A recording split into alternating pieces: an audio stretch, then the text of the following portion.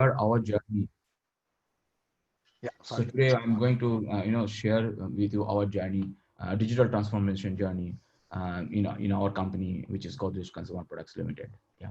So as you know, digital is not new, right? All of you are very much familiar with it, and you have been doing work in this space for many years, right? But what has happened? What has changed in the last few years? If you see that, like digital has become a real buzzword today, correct? But what has changed?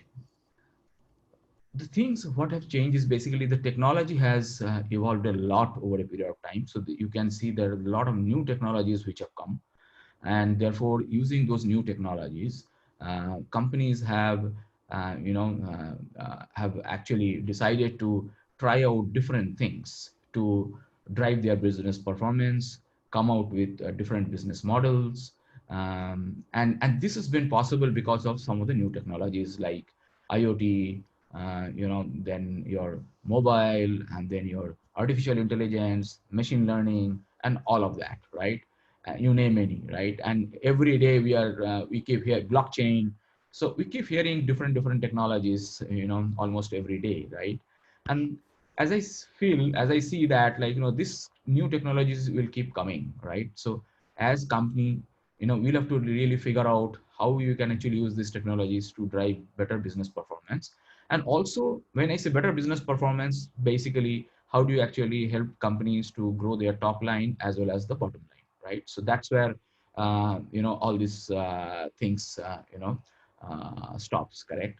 And that's the key, right? Otherwise, without that, like, there's no point in actually applying technology, correct?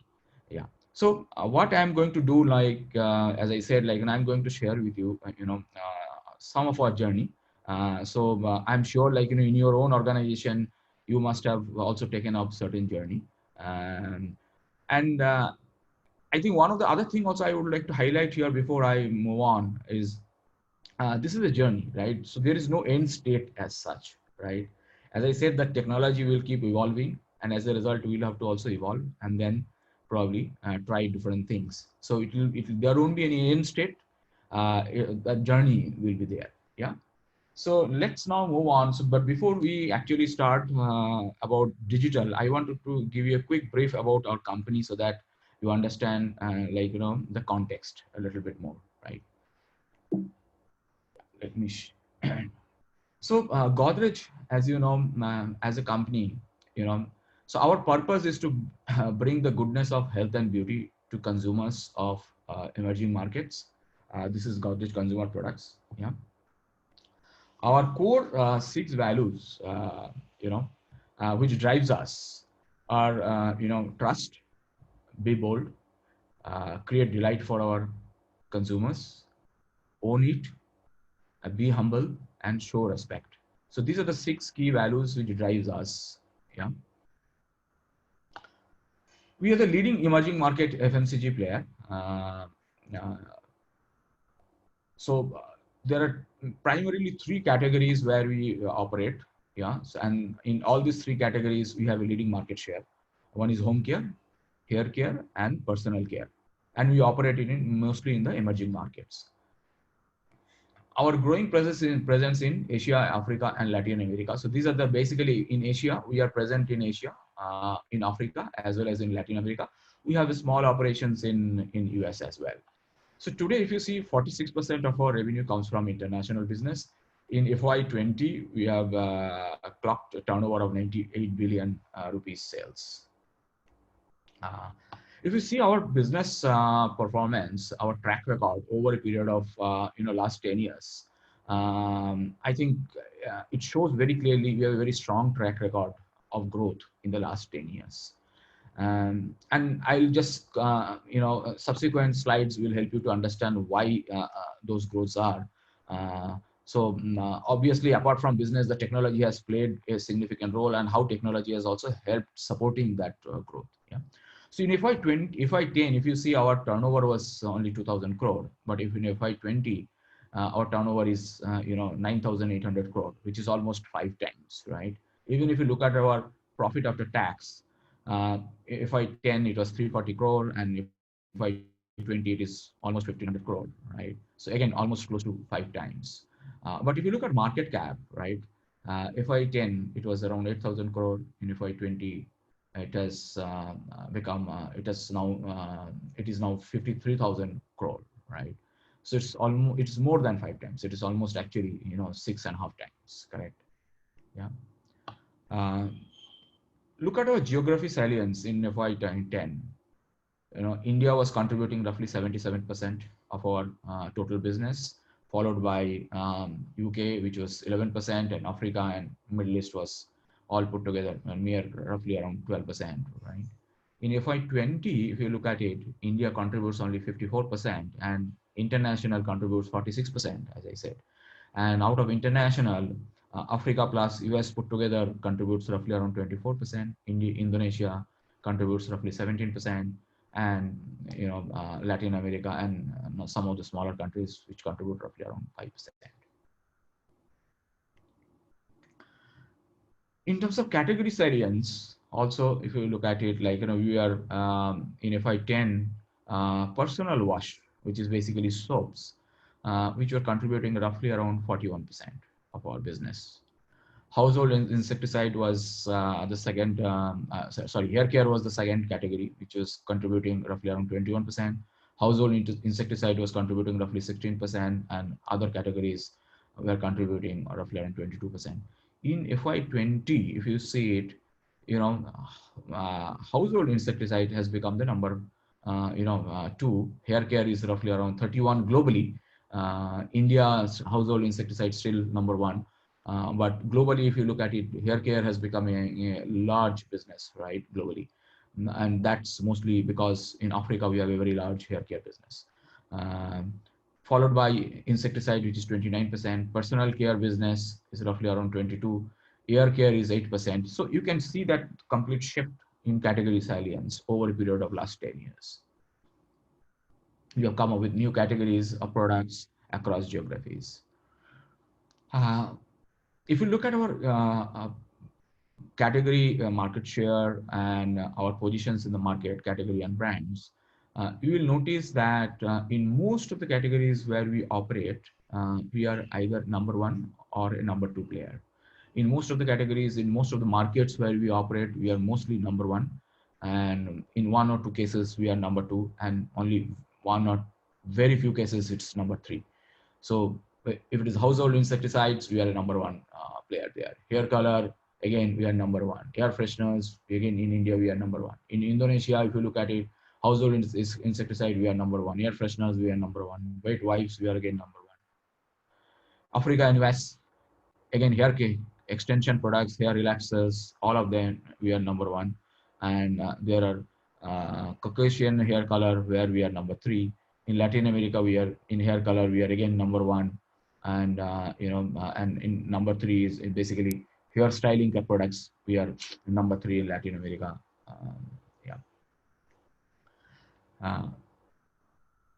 So if you look at it, our global presence, like we have, as I said, like you have a large international footprint today. We operate in India, Southeast Asia, so India, Sri Lanka, Bangladesh, Indonesia, and then we operate in Africa. In Africa continent, we are operating in multiple countries: South Africa, Mozambique, Nigeria, Kenya, Ghana, Uganda, and all of those places, right? And then in Latin America, we operate in Argentina, Chile, Uruguay, and apart from that, we have a business in US as well. So these are all our manufacturing footprints. So we have got so many manufacturing locations across all these geographies. So that makes things a little bit complex for us as well, right? Some of the core key brands for us, if you look at it, like Goodnight, Darling, Godrej number 1, these are all 1,000 crore plus brands, 1,000 crore plus brands. Hit, Synthol, and Godrej Expert, these are all household names in India. These are all brands which are basically between 500 to 1,000 crore. And there are certain smaller brands, which is Mitu, Stella, and Air, Mitu and Stella, these are not brands available in India. These are all brands in our Indonesia business. But Godrej air is basically air perfume products, which you may be using it for your car as well as for your home. This is a product which is available in India. Uh, Apart from that, as I said, like, these are the other products what we have. Some of the names which you may not have heard about it because those are not products in India, like Darling, Inacto. These are all products which are primarily in Africa. Then apart from that, there are certain other products like Ishue, Elicit, Robi. These are all products which are in Latin America. But some of the new products which you may be familiar with, like Protect, right? So this is a new. This product has been there, but I think we have expanded this into other categories. We can see in the market now Protect sanitizers, mask, and all of that are available, and some of it you may be using it currently. Now coming back to our digital footprint. So as you see that we have got multiple categories of products, multiple countries where we operate, many manufacturing locations. So therefore, the complexity is very, very different because in each country, the go-to-market, is very, very different. The distribution systems are very different because we operate in different categories, and the local, on-ground requirements are very, very different in these countries. Macroeconomic situations are also very, very different. So we serve different kind of, consumers and customers in all these geographies. So when you look at, therefore, our digital footprint, so it's very important that, okay, our digital footprint needs to address, all the functions, in all these geographies. So therefore, in our digital footprint, if you look at it, it spans across all the functions. It's sales and marketing, manufacturing, supply chain, finance, and core technologies. So I'll take you through each one of them, separately. Uh, Now let's start with sales and marketing. In sales and marketing area, as you understand, like, Godrej Consumer Products being a very large, diversified company having presence in multiple geographies, the sales, environment are very, very different in different countries. Uh, so therefore, it's very important, like, we use technology to, drive efficiency of our sales team, and then help our sales team to sell better in those markets, right? So that they can serve, our consumers and customers better, right? So what we have done in that area of sales and marketing, in the area of sales predominantly, I would say, like, we many years back, actually, we started with this journey of this digital, right? But that point in time, actually, it was, the digital was not such a, I would say, you know, I'm saying people who are not actually using the term digital so much, right? People who are using more automation, like, people used to call it as more automation, right? And people used to call it as a Salesforce enablement and so on and so forth. But end of the day, if you look at it, that is nothing but actually digital, right? How do you actually, what is digital? Okay, I think all of you know that definition of digital, so I don't need to probably get into those details. But anywhere you use, a technology, whether it's a mobile technology or a Internet of Things technology, or any analytics technology, all of that actually, form as a part of your digital, right? So a few years back, what we did, like, we started this journey of, using mobile-based solutions for our, Salesforce. So we gave mobile, we have put up a mobile app through, and then they can use that mobile app when they go to the marketplace, and then, interact with their customers and then take orders. Yeah, so that has been running for many, many years, right? I think many companies have done that, right? It's not only us, right? There are many companies who have done that, right? So there is nothing new in that. But what is new? What has changed in the last 1 or 2 years? I think that's very important to understand for us. What has changed in the last 1 or 2 years? In the last 1 or 2 years, I think one of the things what has changed is there are certain new things which have come into play, right? One is machine learning. The other one is artificial intelligence, right? And the third one is probably a GPS based tracking and all of that. It was there earlier, but I think people have started using it much more efficiently to track things and do things in a better way. So what we have also done over a period of last 1 or 2 years, we have embedded AI and ML into this mobile solutions, you know to predict certain things. So earlier, what was happening, if you look at it, like the people were using these mobile solutions in the field force, just to go to the market and then take orders, right? Um, therefore there were then certain recommendations people are doing, but the recommendations were not so intelligent recommendations. What has happened in the last 1 or 2 years, we have put up machine learning capability in the solutions, as well as a little bit of artificial intelligence, to do a prediction, what they can sell better. Yeah. So therefore it is called, we call it as the advanced predictive analytics based approach, in our environment, right? So this is done based on popularity, category strength, the MRP of the product. So there are various aspects, so like it takes into consideration when it actually does that prediction and recommendations, right? And based on that, actually the sales team is now able to go to the market and then sell.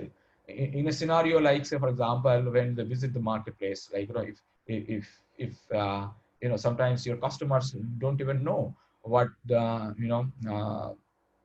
probably they can sell, because in a typically FMCG industry, what happens, you deal with lot many SKUs, right? So when you visit the market and you meet up your customers, a typical tendency will be there, like the SKUs which come on top of your mind, you'll recall that those SKUs, and you will basically call out those SKUs, and you'll try to sell those SKUs. But many times what happens, like, and typically, in that kind of situation, what happens, in your mind, we'll have top 5, 10, probably 10, 12 SKUs, which will come, on the top of your mind. But in a FMCG company, typically, they'll be selling more than 120, 150 SKUs, right? It is very difficult to actually recall those SKUs until and unless it is enabled by a technology. So this technology, what it does, based on the past sales pattern, based on popularity, of the product, just what is being sold in that particular retail outlet, and the category strength and all of that, it recommends, and it pops up, on the mobile. And based on that, you can get into a better engagement and better interactions with your customers, and in turn it should help you to sell better. So we have deployed these solutions, for 5,000 plus sales representatives, in India and Indonesia. In India, we are covering roughly around 4,000 sales reps, and in Indonesia, we have currently covered almost 1,200 plus sales reps. All this covers roughly 5 lakh retail outlets. So that's a very large coverage, which we have, and we are using these solutions, for our sales team, for them to sell better. Yeah. Moving on. Uh, this is again a new phenomenon which we have started doing, post, I would say, post COVID. The current COVID crisis has taught us many lessons. Typically, as you know, for any customer-facing business, your sales rep will visiting the market and visiting the customers for interaction, right? And but in the last 3, 4 months, due to COVID, people could not visit the market, right? It was not possible for people to visit the market because of various restrictions and this crisis issue. So we had to come up with solutions, and we had to use technology to see how that can help our sales team to interact with our customers and take orders. So we have launched app-based ordering. Like on the left-hand side, you can see very clearly. These are all basically app-based ordering, and the customer can directly place order using this app. And what has happened here, it is not actually a normal, a simple app. There also, like, there are certain algorithms which are certain intelligence which is built in. So what happens, like, for each customers, right? A link goes, on their mobile. Okay, and in that link, in the back end, it actually, generates based on their past sales pattern as and some of the other criteria as what I have mentioned, just before. So it actually generates, a potential list of items, which, the customer may buy. Okay, and when the customer, the outlet, the retailer, that clicks that link, they can see those list of SKUs which they may be buying. So if, say for example, if you have 150 SKUs, you will not get all the SKUs here. You will get probably 25, 30 SKUs which you will be buying on a regular basis. So you will not miss out. If you want to buy anything else, you can buy that item as well. But in terms of list of priorities, those top 20, 25 SKUs, which will come up based on your past purchase behavior. And also, there'll be certain things, like, say for example, when what you do, when you go to Amazon, right, like, you get certain recommendations. When you buy this, you can probably buy that some other item also, right? So it also throws up certain some amount of, like, recommendations based on what you're buying. And if you buy this item, probably you may like to buy some other item as well, because some of the other retailers in other similar kind of retailers are also buying that in this current situation. So it actually uses some of those intelligence and then recommends customers to buy the right products, right? Then apart from this app, what we have also done, we have also come up with a WhatsApp based ordering. So customer can WhatsApp to a particular number, and then the chat starts on WhatsApp. It asks you to place the order for the items, and using your local language, right? So you can ask in your local terminology, and then you can understand all of that. And then you can place that order, and then that order directly goes to the distributor. And it's everything is done in a completely seamless manner. And there is hardly any manual intervention involved in that. Yeah. uh, this is another interesting thing what you have done in this period of time, and this is being done in certain other geography, not in India. The earlier two ones what we have mentioned to you, those are being done in for our large markets like India and in Indonesia. But this one, we have done it in a very different country. This one we have done it in Africa, where what we are doing is basically we have introduced a chatbot, which is a voice enabled chatbot. So what we call it as a voice bots, so you can actually have a voice based chat with the app, to place your order. So you can actually talk to the app and then place order, and then this app then converts that all the voice conversations into a proper sales order, and that order gets pushed into your ERP system. Yeah. So there is again no manual intervention done by anybody, to take these orders into your system. Yeah.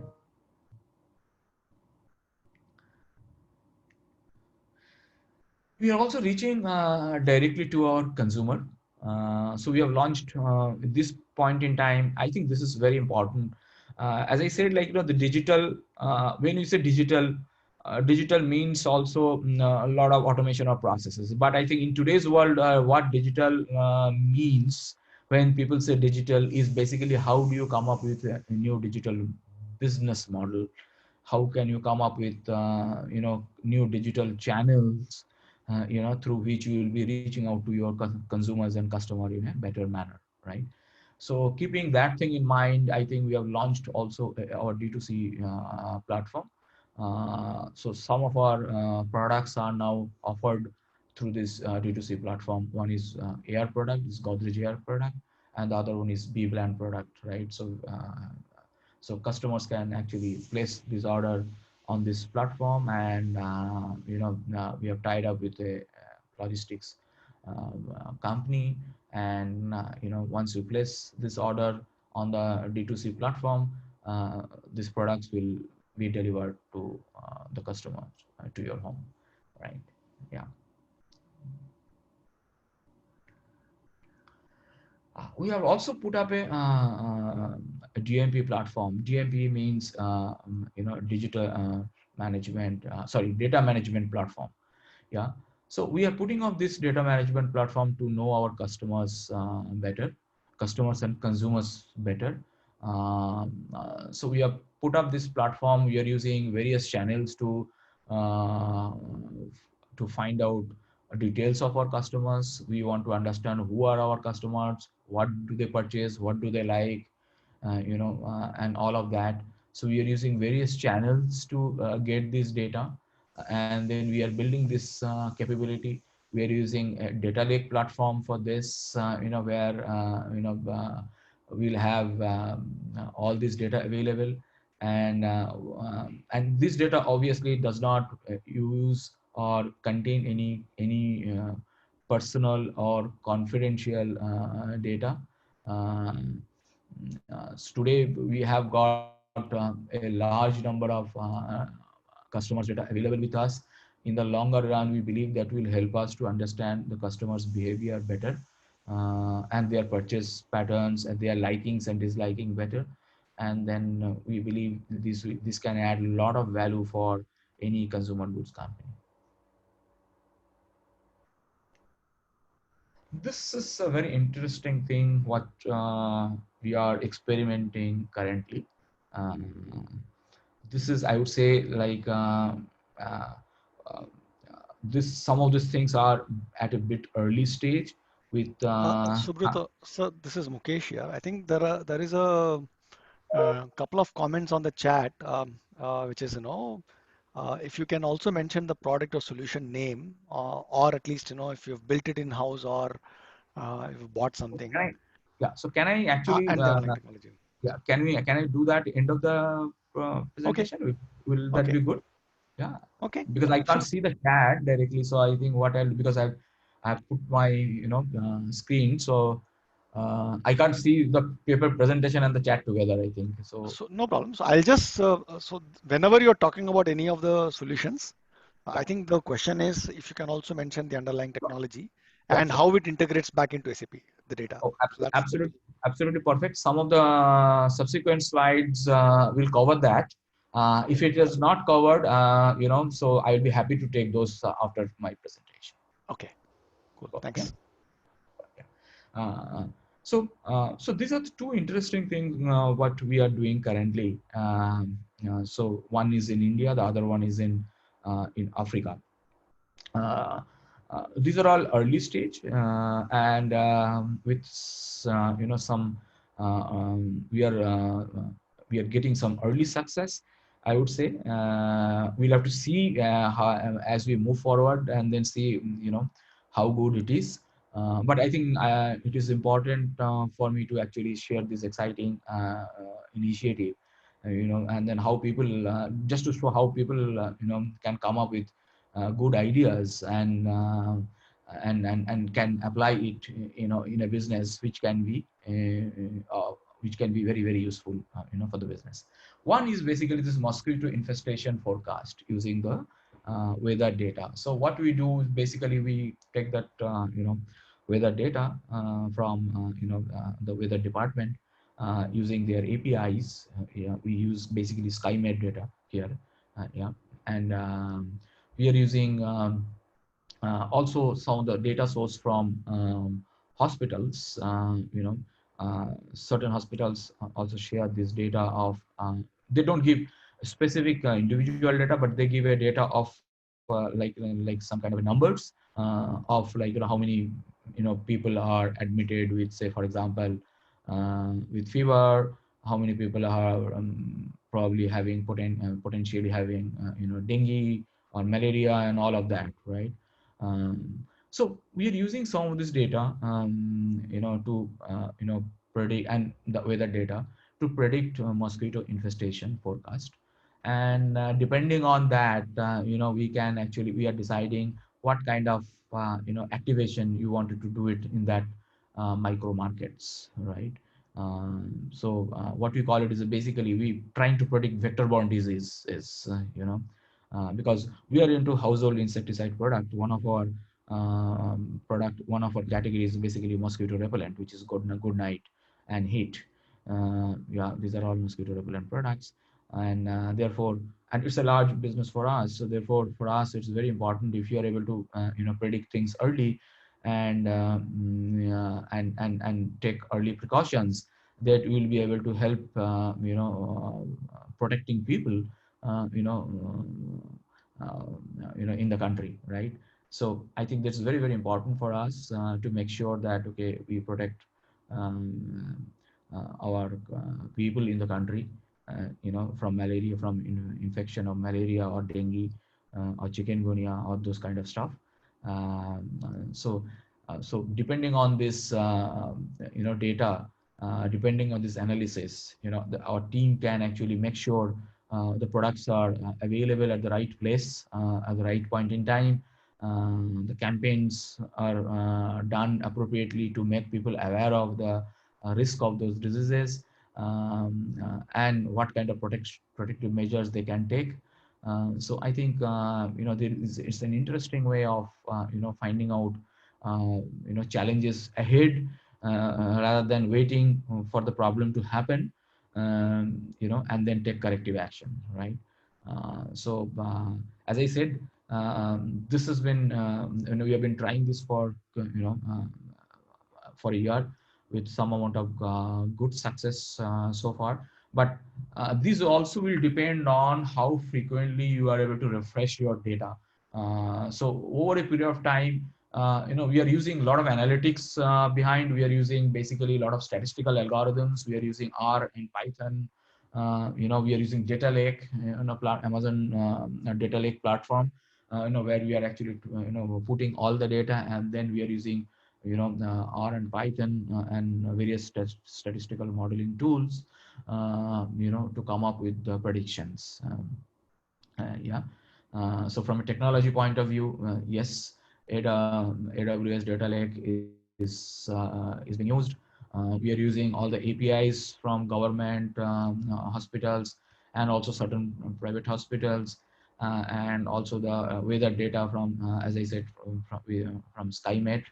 And then that entire algorithm is done and built in-house. So it's a custom built, done by our data scientists internally from our team, and they are predicting it at a regular basis, what is likely to happen and what corrective measures can be taken by the business. Yeah.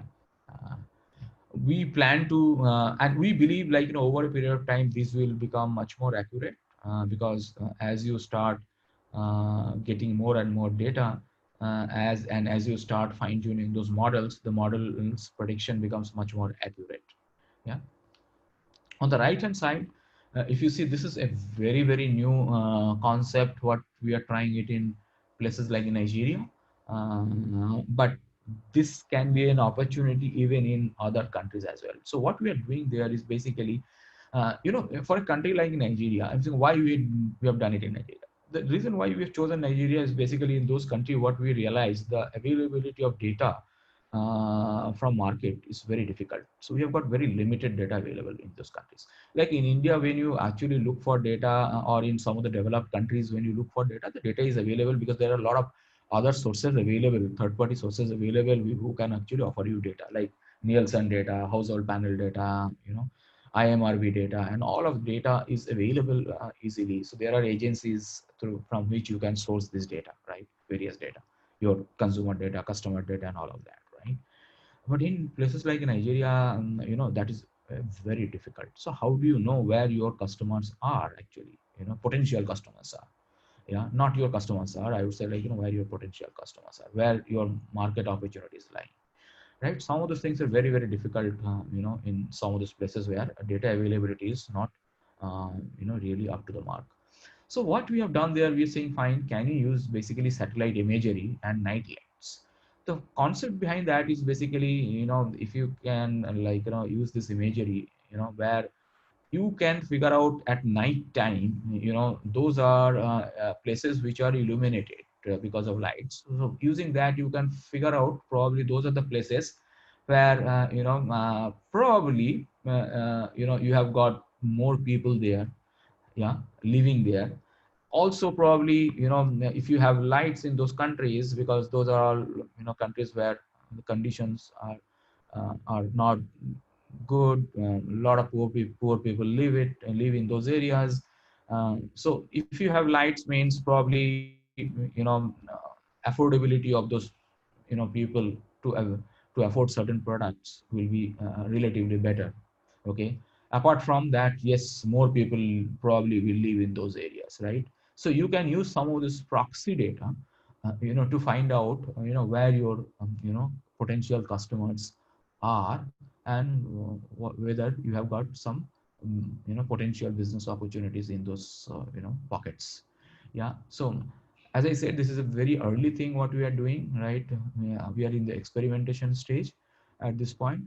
But we are very hopeful that, okay, this can give us a good insights, and we can use these insights to drive some of our businesses. Yeah. Now let's move on to now manufacturing and supply chain. In manufacturing supply chain, what we have done, as you are aware, in most of the developing economies, specifically if you are in if you are in the certain category of business, like FMCG business, say for example, we are in FMCG, right? The level of automation in factories, are not that high compared to any of the developed country. In developed country, because you have your cost of labor is very high, and therefore, you have got a high level of automation. But in developing countries, it is not the case, and as a result, we will see very low level of automation in factories in most of the countries. But what has happened now, now, because if you need to really automate in a very big way, then you need to actually invest a lot of money in capex, etc., etc. So therefore, I think that is a very, it's a different call, right, which you need to take depending on the situation. And historically, if you look at it in India or in most of the developing countries, as I mentioned earlier, is that, level of automation in factory will be always low, and it is currently low. And then I think going forward also it will improve, but it will not change that fast in my view. It will probably happen in a gradual manner. Yeah. Probably some of the COVID lessons, current lessons, will help companies to understand some of those need, and drive automation at the factory, in a much more rapid way over a period of time. But what has happened over a period of last couple of years, again, I think that's interesting, is to see, while you may not have automated, you may not have invested heavily in automation, you will see many companies have actually put technologies which is basically simple technologies, like sensor based, IoT based technologies, which are not expensive, which are reasonably less expensive, and can give actually great value. And exactly that is what we have done in our factory. So we have actually put these IoT based sensors in certain lines, to identify certain bottlenecks in our operations, factory operations.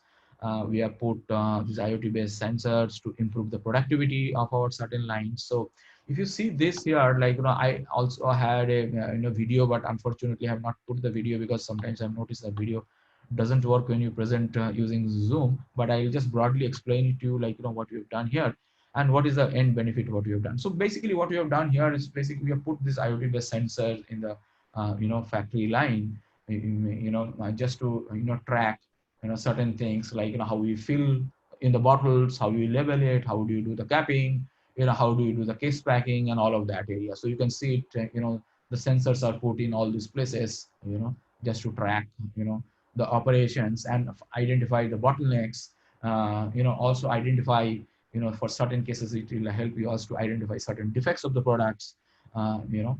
So by doing that, what we have been able to achieve is basically in certain lines, like, these are the product categories for us, soaps, liquid vaporizer, cream, and then coil products. In each of those areas, we have been able to improve our OEE, by a certain percentage, which is actually a very big gain. So for example, in one of our, liquid vaporizer, bottle factory, what we realized before putting this, technology, we are running at, 100 and, say, we are operating at around, we are producing basically 97 or 98 bottles, say, per minute in a particular line. Now, what has happened, and then we realized after putting that, like, where the problem is. The whole idea was to identify where the problem is and how can you actually improve that productivity of that particular line. Yeah, and then the line rating capacity was high, but then after putting that, we realized, like, the challenge what we are happening in that, like, the the, the reason, of the bottleneck, and then we eliminated that bottleneck, after putting this IoT sensor device, which actually helped us to track that. Yeah, and then subsequently, we have been able to, raise it to 115 bottles per minute, from less than 100 bottle per minute to 100, 15 bottles per minute. So that's a big gain for us, right?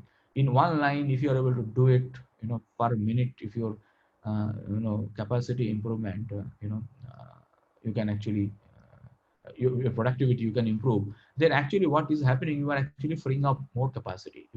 You can produce more, in less period of time, and therefore, can really improve the productivity for the business. Yeah. Uh, so the previous one, as I said, like, this we have done it in quite a few areas in factories, in India as well as in certain other geographies. Uh, the next one is, again, it's a very interesting thing what we are trying now. Yeah, early stage. The previous one where we have been able to achieve good benefit, and we have now extended to all our other lines of businesses. In this one, we are just trying now. We are in the early stage. What we see is a potential benefit. It's not yet fully achieved at this point in time, but we are very confident that, okay, this will give us benefit. So what we are doing it is basically we are using digital twins, in a factory. We are saying, like, it's basically we are using a 3D version of the digital twin, like, so we took that actually the digital, view of our factory operations, right? And we found that, okay, there are a lot of wastage in our, in the factory layout, in the shop floor layout, right? Now, once we took that help of the digital twin, the team came back and then found out, look, fine, if you actually rearrange our, setup, the layout, we will be able to save, a lot of space. That means we will be able to actually, accommodate more number of lines in the same space, right, which is available in the factory today. So before this, one of the problem what we have been grappling with, like, people were saying, look, fine, if we need to now increase the capacity in the factory, but we don't have the space available. So if we need to really increase the capacity, we need to probably go out and then, for a completely new factory, and then set up a, completely a new factory in a new place, because we need some more space, right? By, identify, by using this technology, we are able to identify and then free up a good amount of space, where we can now put new lines, and which will be able to help us to, optimize the space.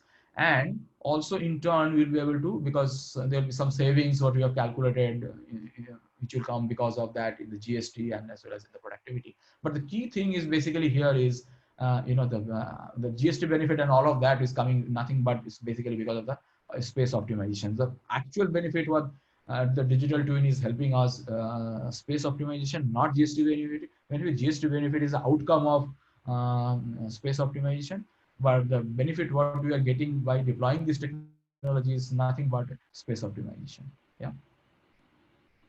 The other benefit what we are getting is also is basically the decreasing the downtime of planning optimal setup for movement of RMPM and HG. So that's the other thing what we are also looking at there. There is another interesting thing what we are trying to do using the digital twin is basically, again, this is an area where, which is in the early experimentation stage. So we manufacture coil, which is basically mosquito coil, which is basically low cost mosquito repellent product, uh, you know, uh, for sun, and that used to be a large business, but over a period of time that saliency has come down.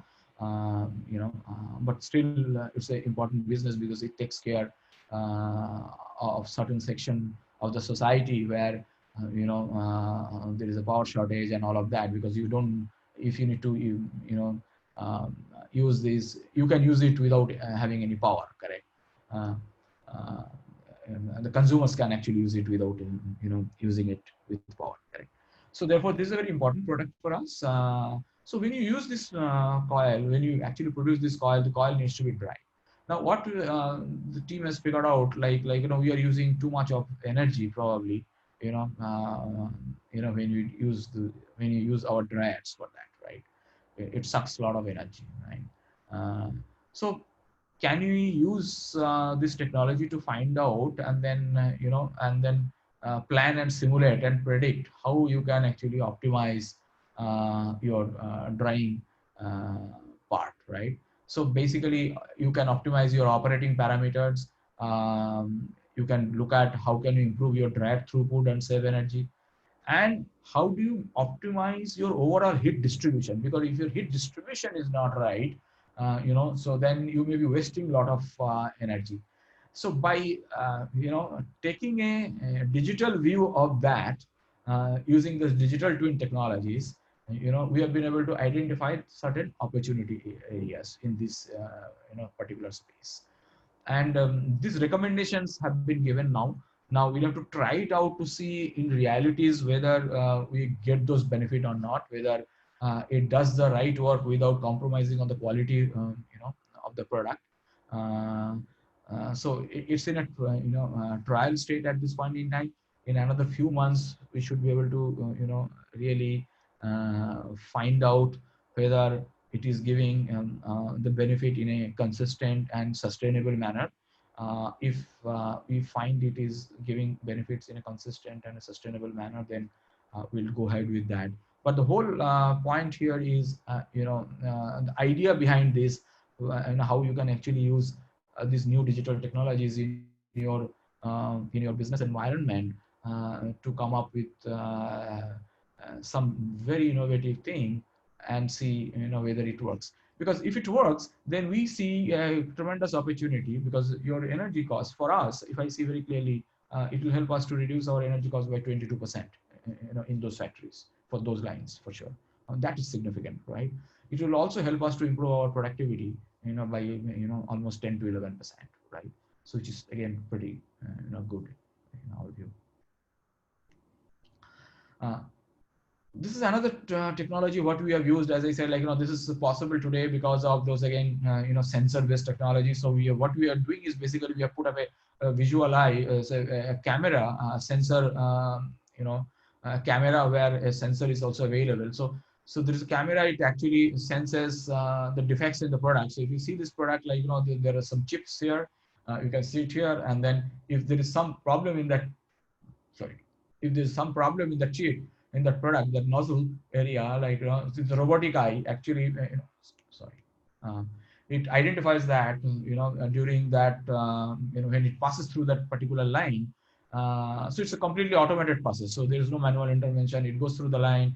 The visual eye, detects any defects in the product, and it actually, throws that product out. So by doing that, and it's basically very low cost technology again, right? So by doing that, what we are doing two things. We are able to make sure that okay, there is no defective product which goes to the market. Yeah, so that's the first one. The other thing what we have achieved by doing this is very clearly to identify the pattern, how many actually wastages are taking place, and what is the core. Then go back and then find out what is the core reason for this kind of a defects, and then take in the back end, then take those corrective actions, right?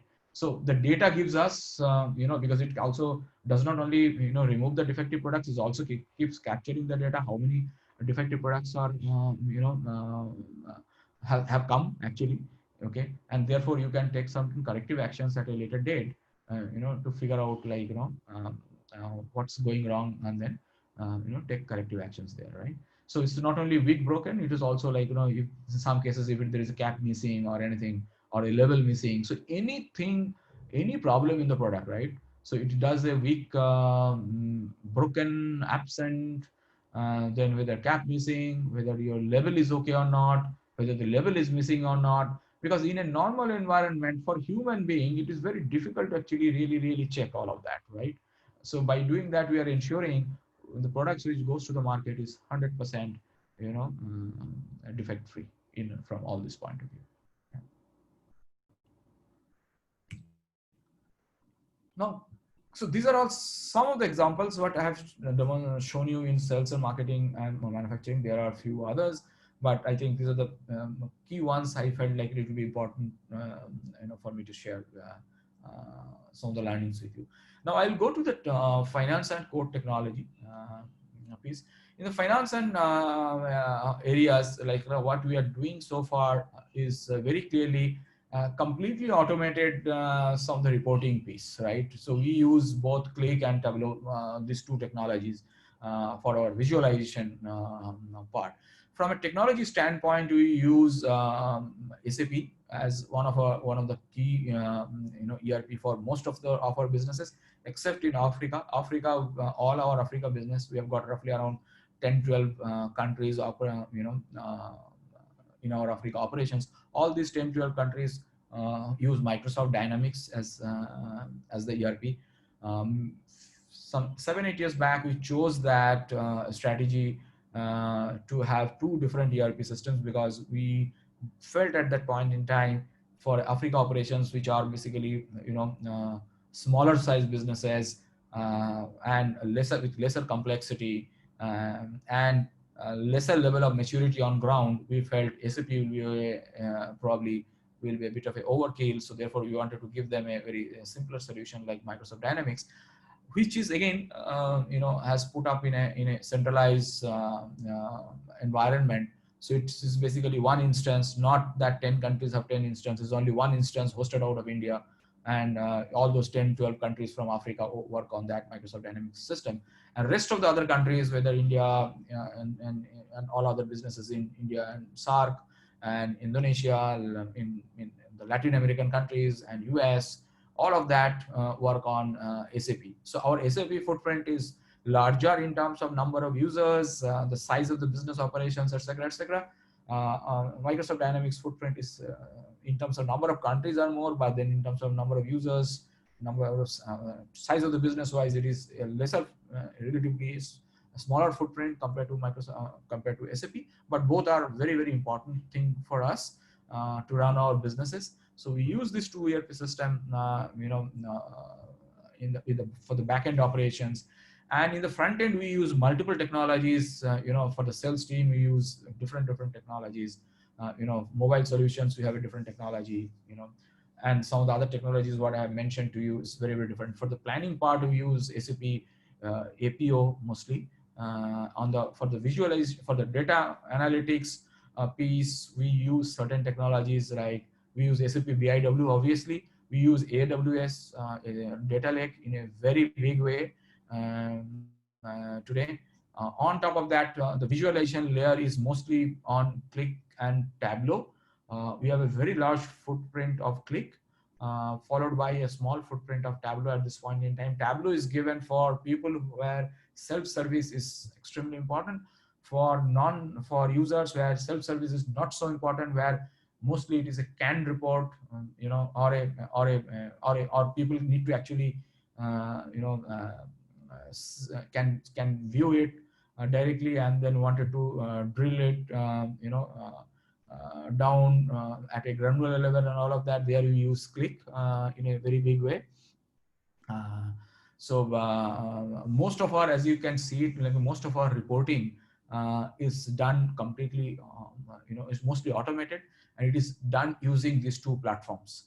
Majority, 80-90% of our reporting will be on Click, and probably, you know, 10-15% reporting will be on Tableau today. So whether it's a P&L, some business P&L, you know, forecast, you know, P&L, brand P&L, working capital, cash flow, all of that, like, you know, goes through, you know, there are many. These are the few ones which I have actually, you know, put it, you know, for the presentation here. On the Tableau side, we have got brand analytics, expense analytics, working capital analysis, and all of that, like, you know, competition, peer group analysis. So all of that actually is on Tableau today. Again, completely, as I said, automated using various sources of data. It's not only your ERP data, data from distributor system, data from secondary sales system, data from markets, you know, household panel data, IMS, Nielsen data. So there are various sources of data which we actually integrate and then present it, you know, through these dashboards to our users. Right?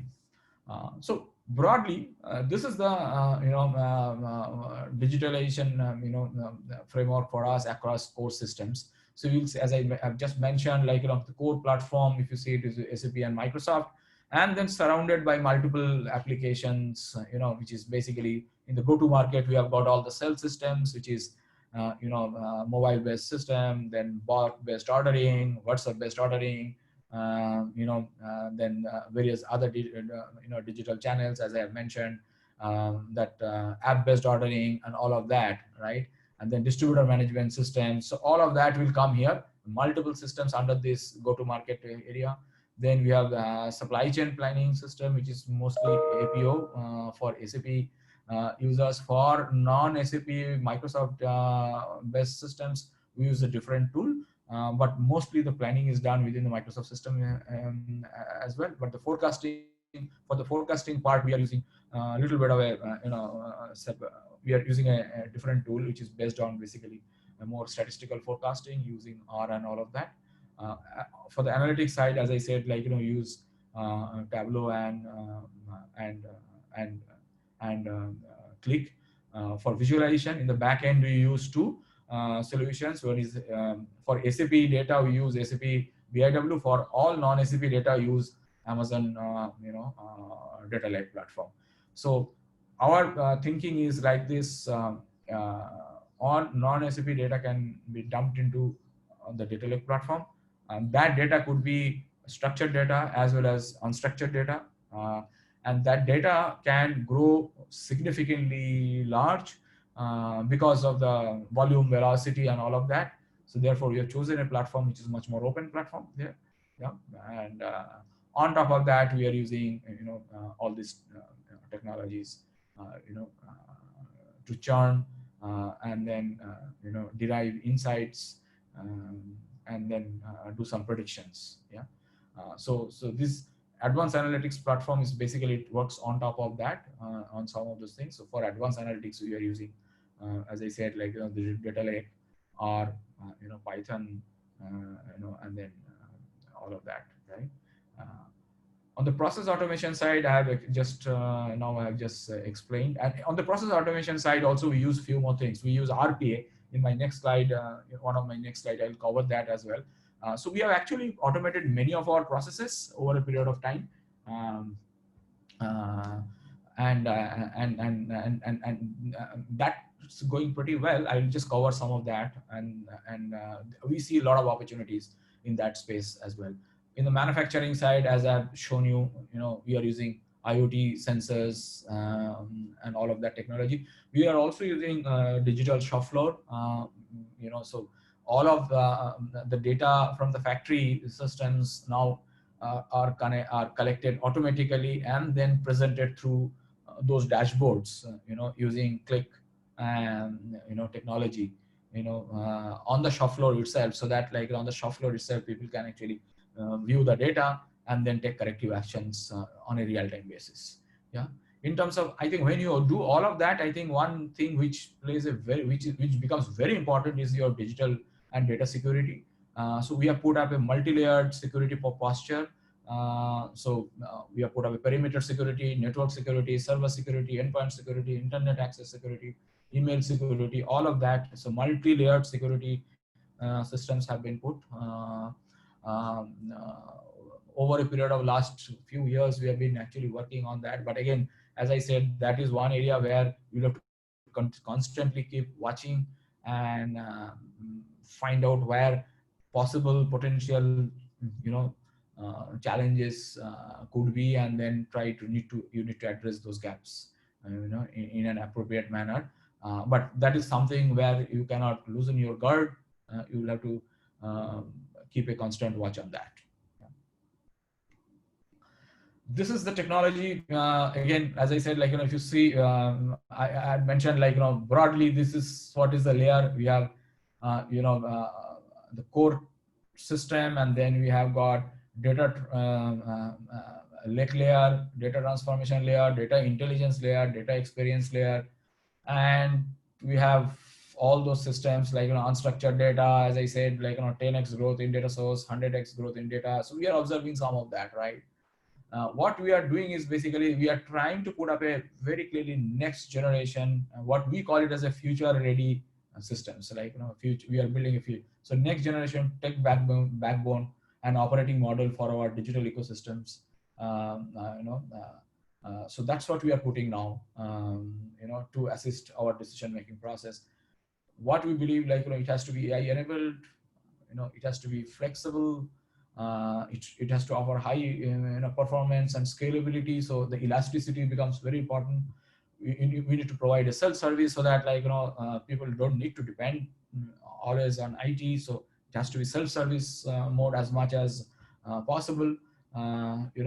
So therefore, the few things which becomes important there, right? We're trying to move into more into OPEX kind of a model, so pay per use kind of a model, so less capital expenditure, more pay per use. So looking at more cloud-based solution, low-cost cloud-based solutions. We want more scalability so that we can, scale up and scale down as and when the situation arises.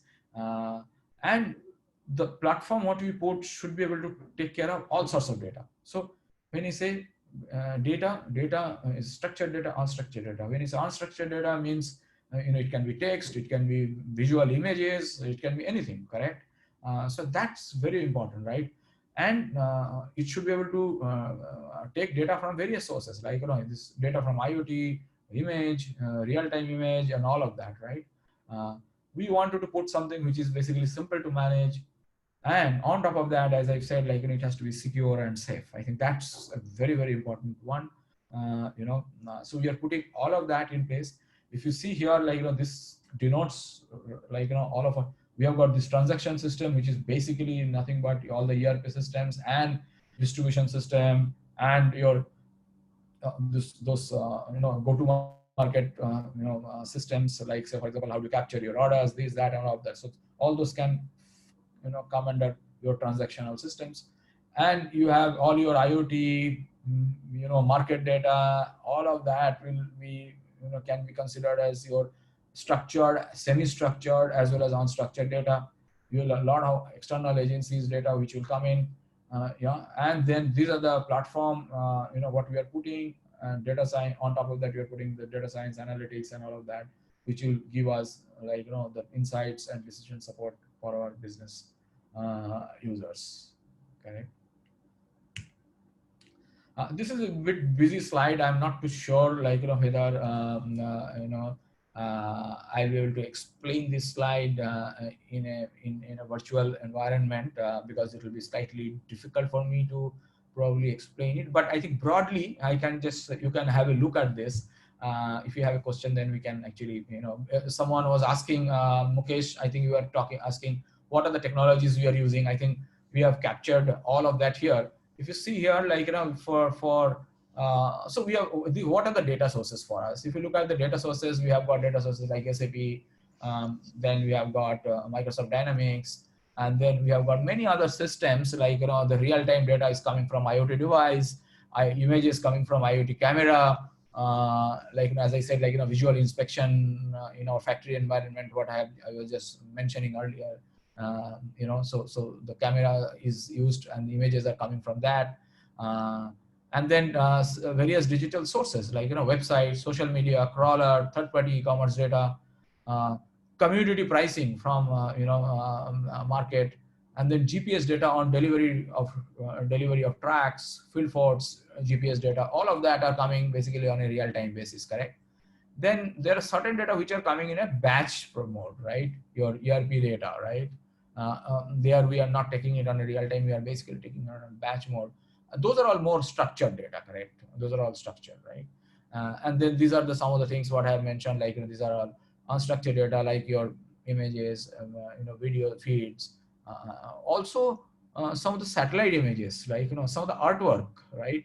When people are visiting the market, like, we have also put, like, how do you actually collect competitor data, like, in our mobile app, what we have given it to our field force, they can go to the market and then capture certain images, which can tell us what's happening in the marketplace, right? So some of the things, which you need to capture, like, then there are chat transcripts, call center data, right? All of that, like, wherever applicable, right? So you're getting all of this data, and then this data, most of this data is actually going into, if you look at it, the lower block, this entire data is going to this data lake platform, which is onto the AWS platform. And on AWS, we are using various technologies. We are using Kinesis, we are using those Kinesis streams, MuleSoft, and then and S3, Amazon's. These are all standard things which AWS offers. So we are using some of that. We're using MuleSoft here, MuleSoft, and Kinesis platform, of Amazon, to in our data lake environment. And we are also using, for the data transformation part, we are using Spark, Hive, and then Alteryx, AWS Glue, and all of that. For SAP data source, as I said, like, we are using SAP BIW mostly. For data transformation piece, we are using this MuleSoft and all of that. And sorry, Alteryx. We are using data transformation layer. We are using Alteryx mostly. Yeah. And we are using some of the other technologies like Redshift, then your OpenTSDB and all of that, right? So all of that we are using it here. And on the front end side, we are using visualization part. We are using basically the Tableau and Click and all of that. We're using some of the AWS's machine learning capabilities as well here. So it's a bit busy slide. We are trying to capture all the technologies what we use. So you can see very clearly several technologies. Each of them has certain role to play. But I think it's very tightly integrated for us. I think that's the key. It's very tightly integrated for us with a very limited, human intervention now. Yeah. So this has been put over a period of last, I think, 2 years, I would say. Some of the so last 2 years we have been actually investing in some of those technologies. Last 1 year, I think, I would say, the data lake platform and all of that has come to actually light, and then we have started reaping a lot of benefits out of that. This is one of my last slide. I know before I move on and take questions, I think one area where we believe there are a lot of possibilities using in the automation of processes areas, where you can use RPA, and we have started using this RPA. So our belief is very simple. We say very clearly, our strategy is very simple. Anything which is area which is rule based, uh, or anything where which is basically more of a repetitive, you know, we believe those are simple cases for uh, RPA. Okay, so we have taken that approach. We are trying to figure out activities which are rule based, which are repetitive in nature, and therefore we see that okay, those are all we believe are sure cases for us to apply RPA and, and free up our people's time from those activities, and that's the approach what we have taken. So if you see today, we have been able to identify almost 20 areas, and these are the few core areas which we have highlighted, but approximately 20 plus areas we have identified which have been where we have put RPA. Um, and we believe as we dig deeper, as we analyze more and more, I think some more areas will emerge and we'll be able to apply this RPA. So the areas where we have put is basically accounts payable automation. I think it's a no-brainer for most of the companies. Many companies have done that. We have also done that. We are initially, we had some challenges, etc., but I think subsequently we have overcome that, and then it is working pretty well for us, for our accounts payable area. We use, by the way, we use automation anywhere solution for this RPA. So we are using for treasury cash flow management. We are using for automatic, debit note, creation and calculation more for modern trade businesses. We are using it to collect our e-commerce data. So what happens when you do this e-commerce?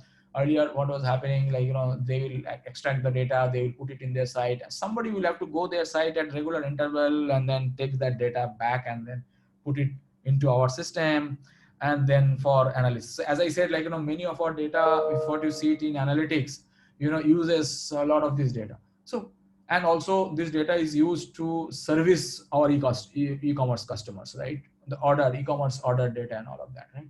So what we have done, places where we have done it through EDI, that's fine. But wherever the EDI is not there, what happens, those e-commerce customers will actually, place that data and then put it in their one of their site. And then somebody actually needs to log into their site and then, take that data and then upload it into your system, and then make it an order, right? Now, all of that, it's a repetitive activity. Why a person has to do that? Yeah, so we questioned that. We said fine, no need for a human being to do that. It can be done by the RPA. So your RPA can actually replace that work completely, right?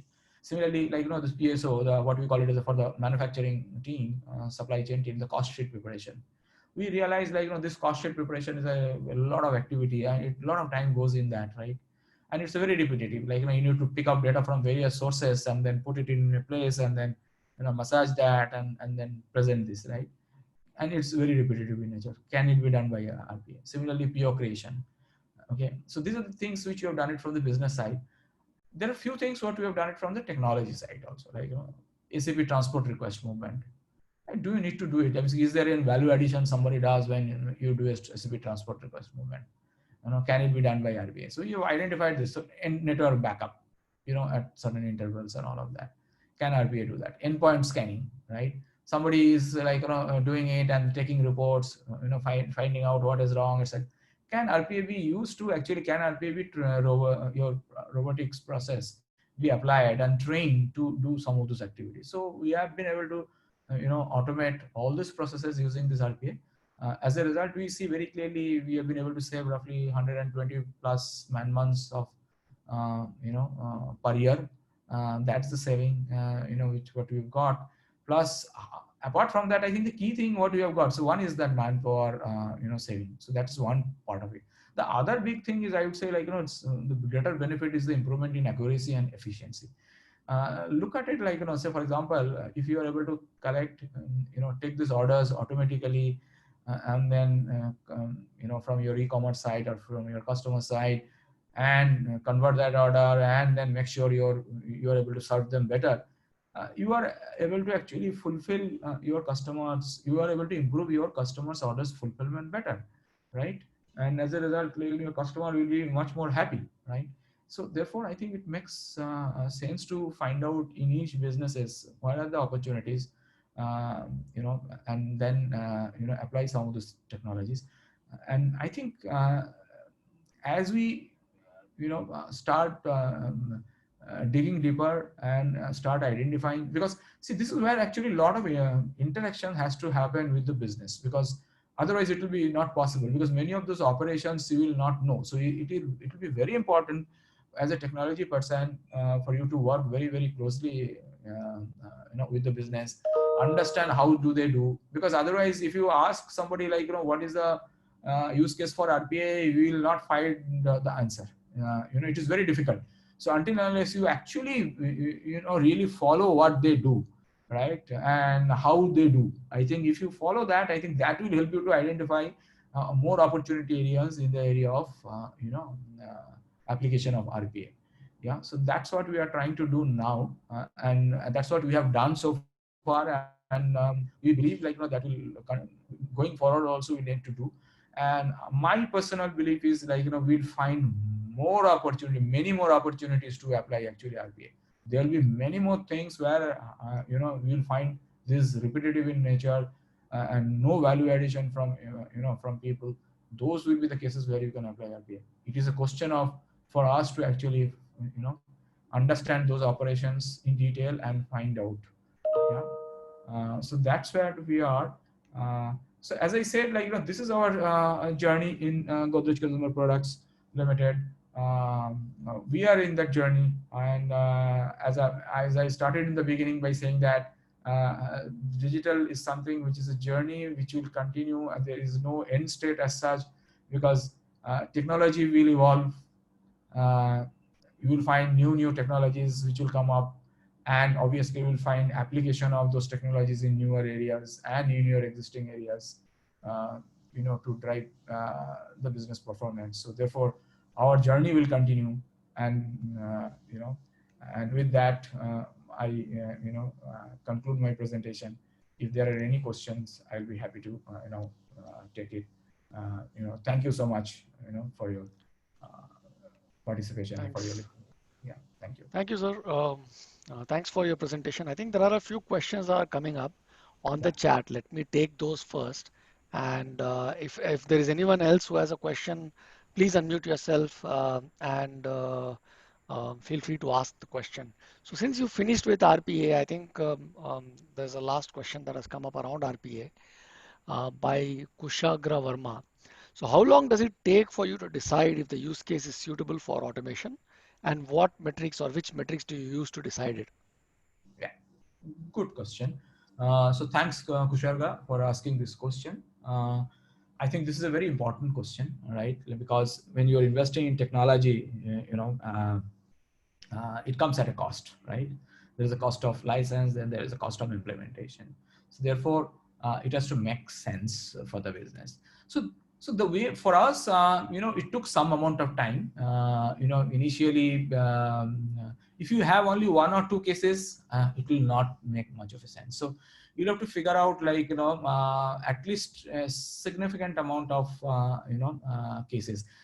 For us, what we figured out, if you look at typically, I would say typically the best way to do it is basically for any decent sized business, accounts payable is one area which is basically a very clear area where you will be able to see genuine benefits, because a number of transactions in that particular area will be quite significant. And effectively, if you see the way people do that, it's basically you have a GR, you have IR, and then somebody does a check, see that okay, whether it is matching, then it moves to the next stage, and then subsequently you start processing, etc., etc. So that entire process, hardly any value addition if you see, right? But then there is a lot of activities, right? And it is very repetitive in nature, right?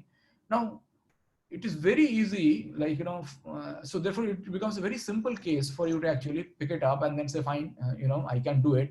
By doing it, what you are doing is basically not only you are eliminating that manual effort, you are also making sure there is hardly any, there won't be any error, right? So typically when people does it, like, there could be potential errors. So that also it can get eliminated, right? So for us, it took some time in the beginning, couple of months. And when we started that, we said, fine, we'll start with accounts payable. But then when we did that, we didn't look only accounts payable. We started with account, but we had at least another 5-6 things in our mind saying that, okay, we'll do those 5-6 things as well, because without that will not make sense. If you pick only one case, it will not make a business case for you until and unless the volume is so big. Like, say for example, if you have say for example 15-20 people doing some work, and then you want to change it, and you want to apply RPA, then it will make sense. Yeah, but otherwise it will not. So I would say, like, you'll have to check some of those things. It will depend from business to business depending on the volume. My suggestion will be, pick up to few areas and then see it, because the cost of doing these things is not very high, right? So my, again, same thing, you'll have to see that from a metrics point of view. I would say, like, 2-3 things you can look at it. One is obviously how much manpower saving you can do. Number 2 is basically by doing this, whether you will be able to improve the fulfillment of your customers. Like, as I gave that example of our e-commerce customers, right? Where if you are depending on human being, like, you will find that, like, things are not happening on time, etc., etc. So you have to put a thing saying, okay, by doing this, I'll make sure if it is today at this percent, I'll be able to take it up to this percent, and so on and so forth. So some of those measures what we have used in our environment to show a business benefit, to make a business case, and it worked well for us. Does it answer your question, Kushagra? So thanks. So there is a question from Sunil. He talks about the fact that the backbone looks great, but are you not facing integration challenges due to the heterogeneous infrastructure that you have and the number of technologies, different technologies that you're using? No. So very clearly, this integration needs to be managed pretty well. It has to be tightly integrated, right? So as I said, like, we have chosen some of those technologies, and then we have chosen some of those technologies very carefully. I think that's the key. I think we have chosen these technologies very carefully, and we are very tightly integrated. So for us, yes, we are not facing much of a challenge. Yeah, not. Obviously, once or twice we'll have 1 or 2 breakpoints, but that also we are trying to address now. We are trying to figure out certain patterns. Again, trying to see if you can apply certain AI capability there, to identify certain early signals which can help us to proactively take some measures. Yeah. And if it is done, then I think we'll be able to eliminate those things well as well. But so far, we have not faced much of an integration challenge, because as I said, if you see that it looks complex, but it's been so tightly integrated, so hardly any manual intervention today for us. Okay, thank you. Yeah. And So, I see Sunil, there is another question. He is saying, which RPA tool you are using? We are using Automation Anywhere. And I think, are you doing any predictive analytics for forecasting projections using AI ML? Yes, we are doing both. For our field force, we are using ML to predict what they can sell and what will sell in the market rather.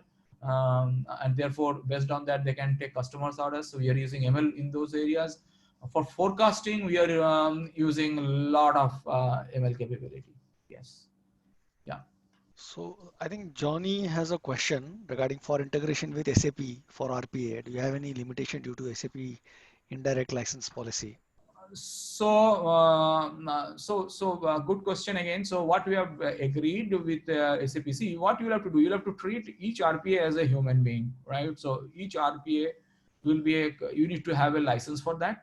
Okay, the way we have taken it up is saying that, okay, fine, I'll have a, see, you need to be fair to SAP, right? So I think this has been discussed, and as a part of Indus, we took it up with, as a part of Indus board member, I personally took it up with SAP in SAP forum, and then subsequently SAP has come back with that, saying that yes, either you can go for an indirect license or you can go for a license, user-based license. If you go for a user-based license, you'll have to assume that, okay, you'll have to treat each RPA as a different user, and you'll have to have a user license for a RPA. And if you're using in 3 shifts, then you'll have to, ideally you should have a 3 SAP license for that, right? Because in a normal situation, otherwise you would have 3 users, and for 3 users you would have 3 SAP licenses, right? So as long as you do that, I think you should be fine. Okay. So Abhishek asks, any center of excellence team does all these activities, or who is driving these Yes. So, initiatives? yeah, good question, Or maybe Abhishek. So what? you can abstract that a little bit more and just maybe share how is your entire org structured from that perspective to Yeah. drive digital transformation. Yeah. So this is a very good question again. So we have a center of excellence. So what we do, our IT, the IT organization is a basically center of excellence. So what we have is basically we have a IT center of excellence, at Mumbai corporate office, which is completely centrally managed, headed by me, and it's under the CIO organization basically. Yeah, so we have got what we call it as the SAP Center of Excellence. Then there is the Analytics Center of Excellence, right? And this Analytics Center of Excellence and the SAP Center of Excellence put together, they manage this digital transformation. So the way we work is basically very clearly.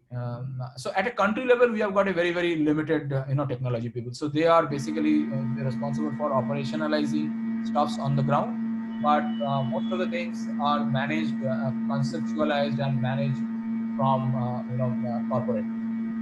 Sorry, there is some noise in the background. Yeah. Now should be okay. So yeah. So it is centrally managed.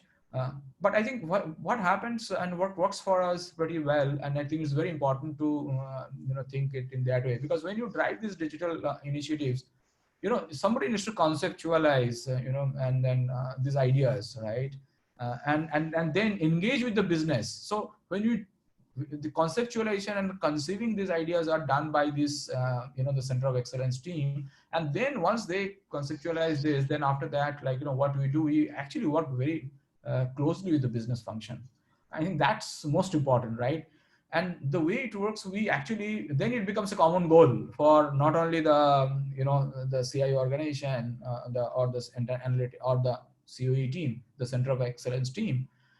It is a part of, then it is a goal of the function as well, right? So once it is identified, then what we do, we form a small team, taking people from the COE of IT organization, as well as from the function organization. Like, so from, if it is supply chain, then we'll pick people from supply chain. If it is sales, then they'll be representative from sales, and then they will work together with a common goal, and then their measurements will be done on the common metrics. So I think the one is common goal. I think the other area which is very important to note is basically what we do, we put a common metrics, common KPIs for both their measurement, right? And therefore, they drive it together. It is very important to do that, because otherwise people will go in different direction, right? We don't want that. And so far, I think we have been able to drive that pretty well, and we have been successful. Thanks. So there is a question around accuracy of RPA. So how accurate are? Yeah. So again, good. So when we started this, we were operating. We found initial accuracy was pretty low. It was around 45-50%. But see, over a period of time, we have to train. The way it works is basically this: each of the bot needs to be trained. Okay. And once you train, the accuracy level goes up. Currently, we are at 75, 80, 85%, 75 to 80% accuracy. I will not say 85, 75 to 80% accuracy. We are hoping that this will go up. In certain areas, the accuracy is even higher, right? If I look at it, say for example, RPA picking up orders and pushing it, there absolutely no problem. It's actually almost 100. Okay. Like, say for example, I think few interesting things we have also done. I actually have not mentioned in my presentation earlier. Like, say for example, a lot of times in the technology side, I'm giving an example of the technology. A lot of calls come. So we had a, say, L1 help desk, right? And earlier people were taking those L1 calls, and then they were actually routing it to the respective team to address those issues. Now, what has happened, like, so if it is SAP related problem, the L1 will get a call. If it is, say, all other technologies, some L1 will get a call and then will redirect to those guys. Today, we have eliminated that. So what has happened, like, we used RPA. So these things come into a particular mailbox, and either through mail or through, chat or whatever. And then this RPA goes, identifies, and then it assigns the problem to that specific individual, right? And there we are saying, like, initially we had some issues of accuracy, but over a period of time there also we are seeing a very high level of accuracy. Whereas in AP, accounts payable area, because of various reasons, sometimes what happens, you get certain documents which are not so clearly legible, so in the typing or, like, so you need to use OCR, optical character recognition, and it depends on many other parameters, right? If some of those things are not very good, quality is not good, then accuracy level will drop a little bit. But currently in AP area, we are able to operate around 75 to 80%. Other areas, the accuracies are pretty high. I think there are a couple of questions also on data governance in terms of, how do you make sure that how do you govern the data? And there is also a question around the applications. When one of the applications is upgraded, how do you make sure that everything is synced? And regarding data itself, Sunil is also asking, what is underlying cloud for data lake experience, intelligence, and transformation? What is underlying cloud for data lake? Our cloud is AWS cloud. We use AWS cloud for data lake. Yeah. And our experience has been pretty good at this point in time. So far, I think it has been pretty good, I would say. I see, this is where one challenge you will face. I must say that when you do that, I think it is getting the right partner will be a problem. See, one is the AWS as a partner, they're good. But often what happens, you will be working with some of their partners who will help you to actually set it up. That is where there will be challenge. So you'll have to choose those partners very carefully, because many times those partners are small partners with very limited number of people and capability. Sometimes they will have, when they come up and they discuss, we will find the capability is good, but when you start, then you will find the same people are not involved. You will find some other people are coming and working. So getting the right skill set at times become a challenge. We also have faced that challenge for quite a few months in the beginning, but subsequently we have overcome that. A similar thing is even for RPA, I must say that, and that's why actually when we chose RPA, first I think few months we struggled a lot, and we engaged with, we engaged with one of the leading technology partner, one of the large technology partner who services us. What happened? We found, like, their capability was not there, to actually manage those things pretty well, right? So we struggled in the beginning, first few months, yeah.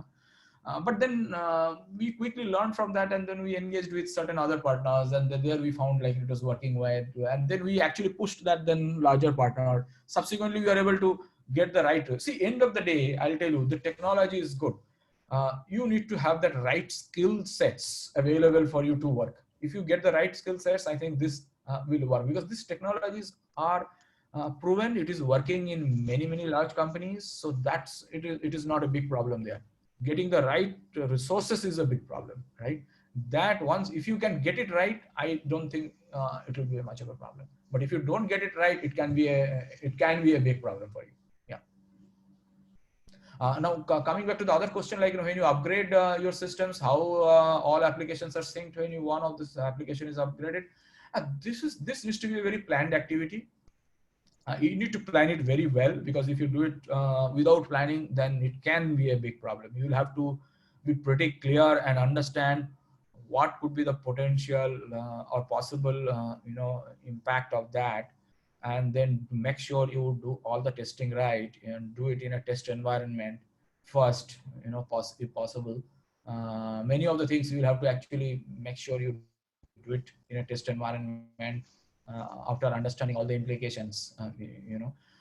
In many cases, probably implications will not be huge much, so there it is fine. But in some cases, but you need to actually assess that. I would recommend you to assess it in advance before you do that, because in some cases, it can actually bomb and it can create a problem. But if you plan it well, Super. I think it should not be a problem. Yeah. So in the interest of time, I think we are already 9 minutes over the time that we had. Maybe, you've not touched upon procurement or HR processes at all in this entire process. Maybe if you can just kind of close it up with what you're doing in those areas and kind of, I'll answer. I'll just touch upon that. Before that, I think Sunil is asking a question: are you using yeah. multilingual capabilities? Yes, Sunil. I think we are using multilingual capabilities for not for all, but many of our applications. But I must say it is not for all, but most of our applications are we support multilingual. Yeah. Yeah. Yeah. Okay. Yeah. Whether most of our applications we support multilingual. Yeah, that's right. Yeah. So And he's okay. also asked an interesting question. So where do you start your digital journey? From customer facing processes or manufacturing or support processes? Okay, good question. So there is no such rule. If you're able to start at a customer point, I think that's the best, because in today's world, everybody wants to do it at because customer is the. I'm saying that's where your business lies, right? If you're able to find it out there, I think nothing like it. But having said that, it is not always easy to do it. For us, actually, we started our journey long time back in the area of customer area, because as I said, we started 4 or 5 years back when we started actually putting a mobile based app, right? But subsequently we have brought in new things like ML, AI, and all of that, right? Which is basically currently what we call it as more digital.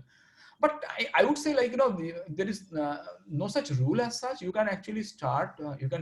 We can choose any area. I mean, there are two approaches. One is you have to create more awareness, right? You may find certain simple things if you do it in manufacturing or in, say, finance and all of that, and you can get some quick benefits. So you need to actually start creating awareness in all functions. Okay. And that's what has been our approach. We said, fine, we wanted to create more awareness amongst all functions, and then pick up certain quick wins and elevate them to the next level. That was our first approach. But having said that, I think the ultimately what we'll have to do, you'll have to find out one or two large, and in fact big items which will have a very large scale organization level impact, right? And if you wanted to take it up, then you'll have to see where your maximum benefits are. It has to be either growth in sales or growth in profit. So it has to be either reduce cost or increase revenue. So if you say I need to really focus on more increasing revenue, because then you'll have to focus on more customer side, and consumer side probably, or even if you say I wanted to really enhance my consumer experience, right? Then it has to be the front side. But if you say, okay, I want to focus on more cost, then probably it has to be manufacturing and some of the back end operations, right?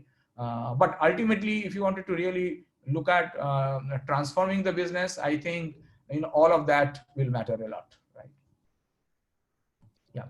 Now coming back to your other question, sorry, Mukesh, you spoke about HR and procurement. Procurement, we have started doing it. If you see it, some of the purchase orders and all of that, what you were saying, those are all basically more procurement related activities, right?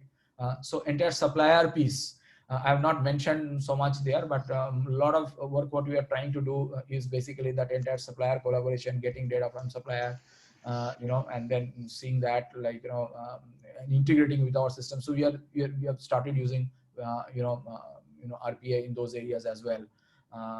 Also trying to understand what could be the impact of the commodity pricing on our business, etc., etc. So getting some data on a regular basis, putting it into our analytics platform, etc. So we are using RPA in those areas as well, right? So we see further opportunities in those areas. So we are doing it.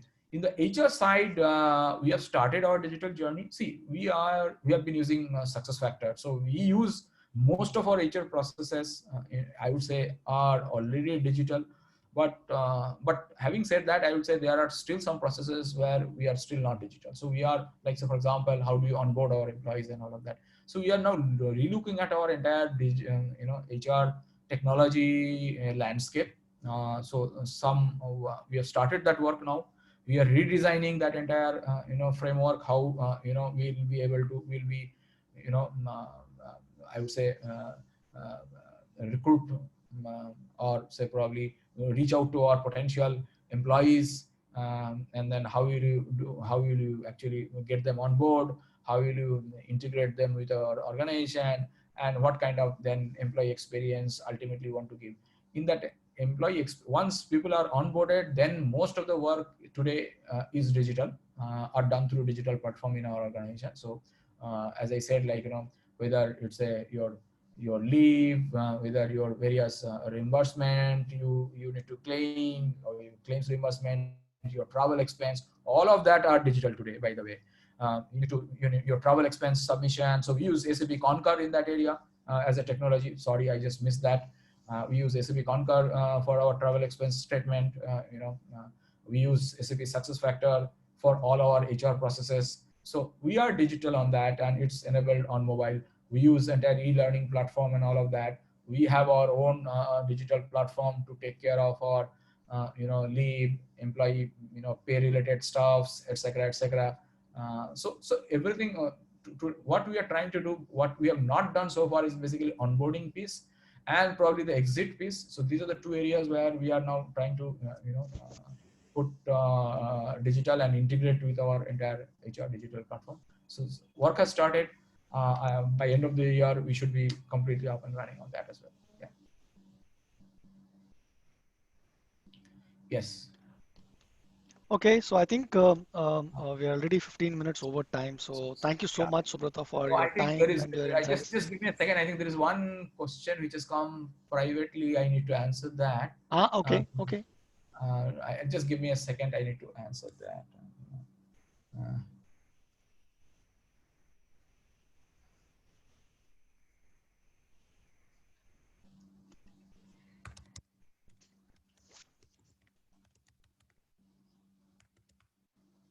So for everyone else who's on the call, I'm just going to start a poll. So if you can just give your feedback, so that'll be really appreciated as well. Just a quick 3 or 4 questions poll.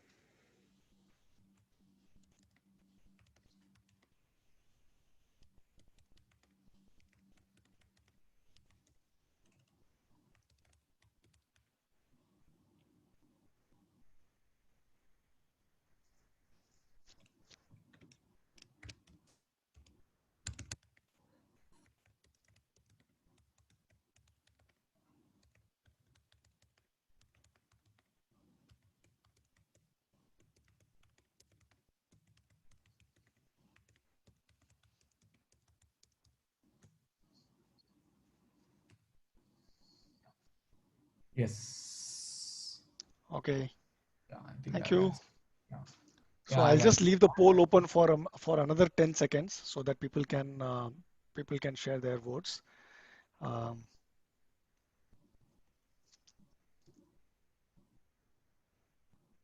okay, so thank you so much for everyone who's shared your perspectives. Thanks, Subrata, for your time and your insights. And yeah, so we will see you next Thanks, month, yeah, same thanks day, same time. everyone. Yeah, thanks everyone, and stay safe and take care. Thank you so much. Take care. Thank you, Bye bye. Mukesh. Thank you, Mukesh. Thanks. Take care.